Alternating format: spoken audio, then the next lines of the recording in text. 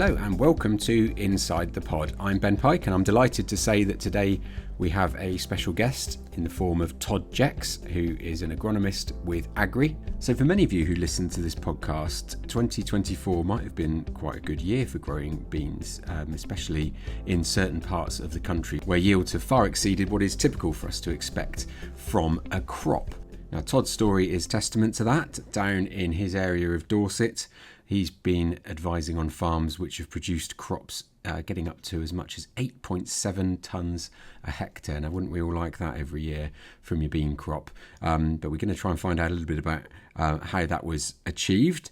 So, Todd, thank you for joining us. Do you want the 8.7 that I've just mentioned is quite a headline, but do you want to tell us what yields you've been seeing sort of across the board this year? Because they're not normal, are they? Yields have, prior to this year, I've probably not ever seen a winter or spring bean crop yield more than 6 tonne a hectare over a weighbridge. I've seen some around the 6s, and quite often C5s, which is always nice. It's always sort of what people hope to achieve. In reality, it's more often closer to 4 than it is to 5, but we do see 5s. Maybe like 3 or 4 years ago, a couple of people doing 6s over weighbridge, and that seemed like it was sort of holy grail level. Yeah. Didn't expect to ever see any more than that. And then, this year, or the year just gone, weather very similar to now. Most of my winter beans didn't actually get planted. But the ones that did get planted went into, I would say, fairly suboptimal conditions later than planned. A lot of them were direct drilled with a tine drill. Right. Most of them that was with a weaving sabre tine.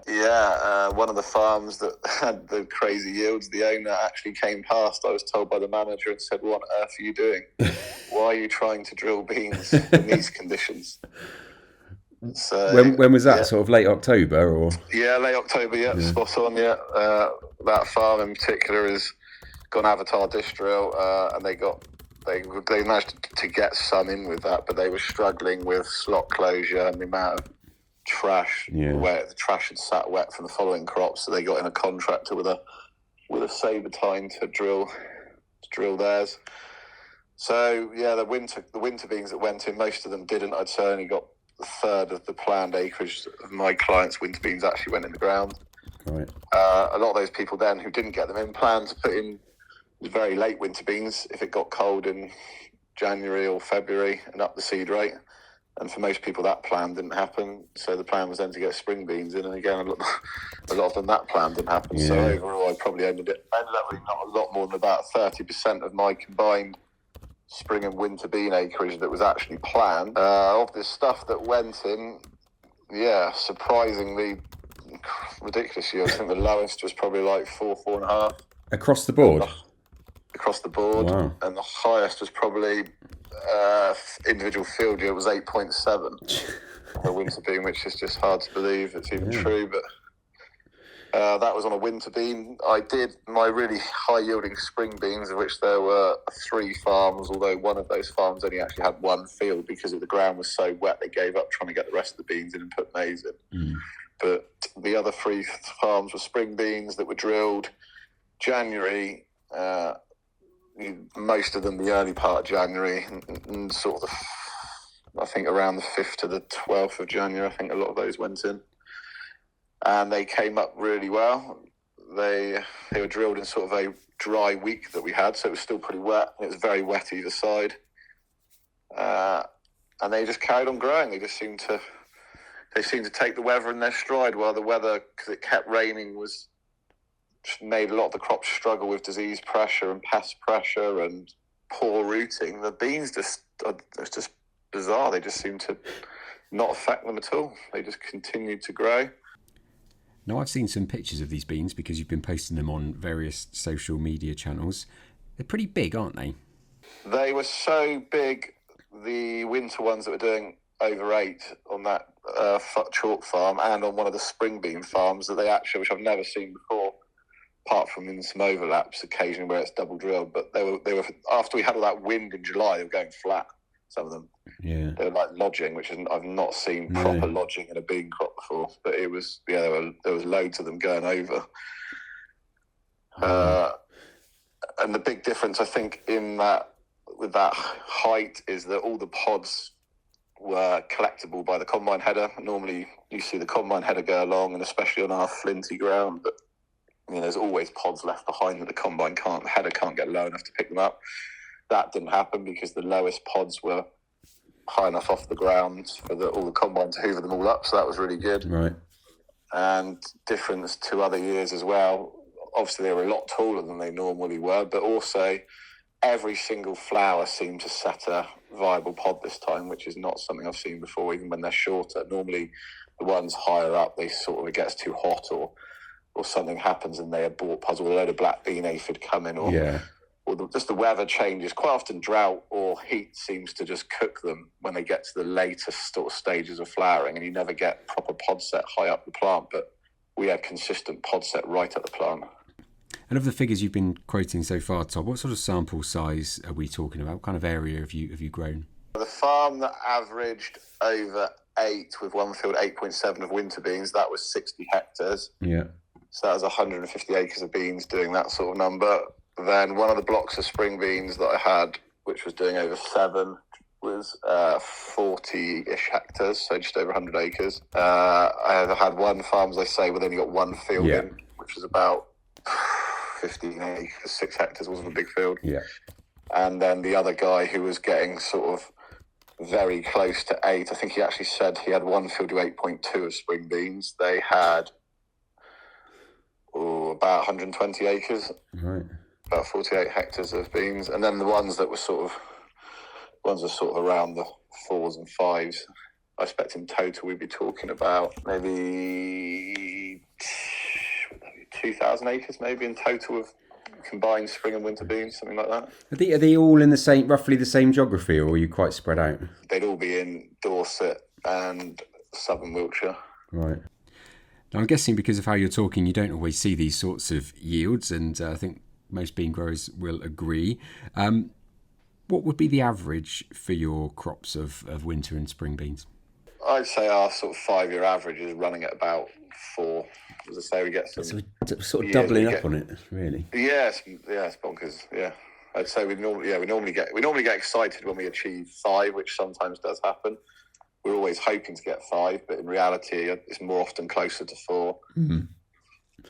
And what was it all following wheat? So some would have been following second wheat, some would have been following spring barley. I'm not sure we've mentioned so far that the winter bean variety was Vesper from Sonova and the spring beans were Lynx from MPZ, but I know that you don't think it's variety related. I don't expect there is a single reason to explain these numbers, is there? It never got too hot or too dry to cause that later poorer pod set or pod abortion. So that definitely was a factor. I think that the people that had sort of adapted this system for the conditions were rewarded for doing that. So the people that upped seed rates, knowing that we were going to lose some that were probably going to rot in the ground or the rooks were going to hook them out, that made a massive difference. Compaction it always makes a hell of a difference with beans. I think it's massively overlooked, especially as a lot of people try and they see beans as like, a crop I can never make very much money out of it. So I'll grow it as cheap as I possibly can, whether that's with their variable costs or their fixed costs. The result tends to be the same. So people don't pay a lot of attention, in my experience, to making sure seedbed conditions and compaction's correct. But a lot of my guys did get low disturbance subsoils through the ground because of how wet it had been, so they were concerned. So they went out with penetrometers, or I went out with penetrometers in some situations to check. It's chalk and cheese where people put a low disturbance subsoil through. If they were direct drilled, the yields like ridiculously better. It's like that. There's no doubt made a huge difference. So for those growers you've been working with, what were their preferred seedbed conditions? Well, the lack of compaction is the most important thing. I think beans aren't as fussy as small seeds and cereals, but they do not like compaction, especially when it's really wet. But you do need some good soil coverage because the rooks are so fantastic at working the lines, especially when they're direct drilled. So, and also from a weed point of view, charlock and things could be an absolute nuisance in beans. So if you don't get a nice seed bed, those pre-emergence herbicides are less effective. And in our area, we don't use and haven't used bentazone for a lot of years because of the concerns and worries from Wessex Water, the local water company, of them in watercourses. So all of our broadleaf weed control comes from Preem, so we need decent seed beds to get that to work. Otherwise, Charlotte can be an absolute pain. What seed rates were you looking for, Todd? Was it about 20 plants per square metre? We would be 20, but actually we were pushing seed rates on winter beans up to 30 because we expected losses to be greater. And we were on 55 absolute minimum on springs, but actually we pushed a lot of them up to 65. Wow. The year before, we got absolutely smashed by rooks, had whole fields nearly disappearing to rooks, so we weren't going to fall for that one again in a wet winter. So we pushed seed rates up a lot. There's also a lot of shooting in my area, a hell of a lot of shootings, like rolling short valleys, and a lot of sort of privately owned estates of contract farmers farming it. So the amount of pheasants and partridge are about serious, and they can be quite a pest on beans, actually. So we up seed rates around headlands and stuff to deal with those as well. In a usual normal year, what kind of yield would most growers be budgeting for from these crops? 4 is sort of the rolling average, I'd say, for most of my guys, whether that's winter or spring. What was the crop protection programme you employed? Well, they have the same Preem. We've used a very similar sort of Preem mix for a long time. It's not particularly exciting. And its role, it's played in very exciting yields is incredibly minimal, I suspect. Yeah. But the usual sort of pendimethalin and Mazamox type mix is what it's had. So not particularly exciting. Some of them did get a follow-up graminicide for cereal volunteers, but most of them didn't because the slugs ate most of the cereals for us. So we didn't need to worry about that. Okay. And then, it would have had a couple of fungicides because the chocolate spot was pretty... The bean rust wasn't too bad, but the chocolate spot got going fairly well because we had so much rain. We tend to normally see a fair bit down here anyway. And then I also think, which is what we do every year, again, goes back to the point of it's a crop. Like, if you want to actually grow a crop and make a return from it, grow it like a crop. If you don't want to grow, if you take the sort of attitude that's not going to make any money and just grow it cheap, you're better off leaving it in the bag and putting in fallow or some sort of SFI option. Like, the only way to get beans to make money is to treat them like you treat other crops and actually grow them properly. So we do a lot of tissue testing. We make sure like the starting point of our PKMGs are correct, and then we are tissue testing to see where we are with the micronutrients, and we've been trialing a lot of like foliar nutrients as well in plot trials over the last 3 years on spring beans, as well as some tramline trials. So will 8.7 tonnes a hectare be the bar from now on, or is it expected that we'll perhaps go back to something like a normal year going forward? I think this is one of those freak years, but I think most of my customers do grow them in their rotation because they see a massive benefit to having them in the rotation. They're cheap to grow in terms of inputs. They are great for biodiversity. They're great for the soil.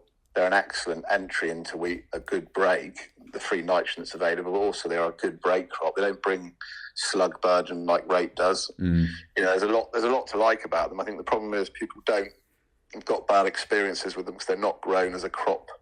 They're not looked after as well as other crops are. And I think most people, if they knew they were going to reliably achieve 4 tonne a hectare or maybe a bit more than that, they'd happily grow them. I think the problem is there's lots of people out there that grow them and end up with 2 tonne a hectare or something. Isn't it? I'm not doing that again. But I think this would be a freak year. I'd love to say it is, and I'd love to say we know what the magic recipe is and we're going to go and grow 8 tonne again, but I can't see it happening, to be honest. But I'd love to be wrong on that. But we are consistently on spring and winter beans on a lot of farms on big acreages achieving 4+, which, it's not, you're not going to get rich growing 4 tonne a hectare of beans, but they're low cost, and for what they bring to the rotation, especially the winters as well, you can use propyzamide like you can in rape, which is, I think, it's probably the most important agrochemical control tool for grass weeds. You think of a lot of farms further north of us that don't grow rape anymore, they've got terrible grass weed issues. Well, if you're not growing oilseed rape or winter beans, you're not using propyzamide, and it's the most effective active ingredient still on those types of difficult weeds. So, I think it still has a place. I'm always surprised how few people actually grow them outside of the people I deal with. It's like a staple for us. Most of my no-till and regen guys, they're 1 in 6, and that's another point. Actually, I think rotation. Yes, sorry, I'm asked about that. Yeah, we all get excited about rape. Mustn't do it more than 1 in 5, 1 in 6. I think beans the same, to be honest, from what I've seen. It's quite quickly you start to see yields decline where people have a good time with beans and then they try and put them in 3 years later and it's never as good. Has interest in beans suffered at all from the SFI options that you've seen so far? Yes, in some areas, yes. There's some people put the legume fallow in and none free. I mean, I had some people involved in the pilot with that, so I had plenty of good pictures and horror stories of why that wasn't a very good idea. But some people still have, and it's in a lot of cases it's been out of the actual person doing the farming's hand. You've got a landowner and a land agent advising them, and then a contract farmer farming the ground, and the land agent and landowner decide to do it, and the contractor, that's just, they've got to live with it, unfortunately. There it goes. Well, thanks for that, Todd. That's a really interesting story, and some good news for those growers who have achieved some fantastic yields this year, and long may it last. That's all from Inside the Pod this week. If you want to read Todd's interview in full, it's going to appear in Pulse magazine, which is included in CPM magazine, if you get that. It's also going to be available on the PGRO website, pgro.org, as soon as it's published in early December, so you can read it in full there. But that's it for today. We'll see you next time.